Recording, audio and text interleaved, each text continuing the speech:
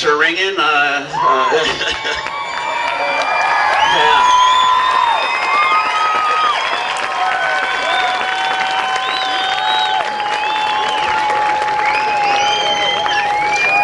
It's always a desire at the end of one of these things to sort of shoot it all again, but I don't want to do all the work again, so we're not going to.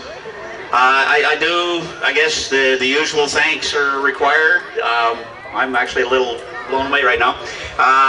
Obviously, everybody that contributed to us tonight, the residents of the town, the businesses, the fire department, the Chamber of Commerce, the parks people who got a great park here, the citizens who come out and enjoy it, and somebody, or a group of people that I can't say enough about is the crew that came down and worked with me. All these guys travel on their own dollar, and they don't get paid a cent, and they just come down here for the love of fireworks and the fact that we can come down and do something like that. So let's hear it for my crew. Take them off, folks.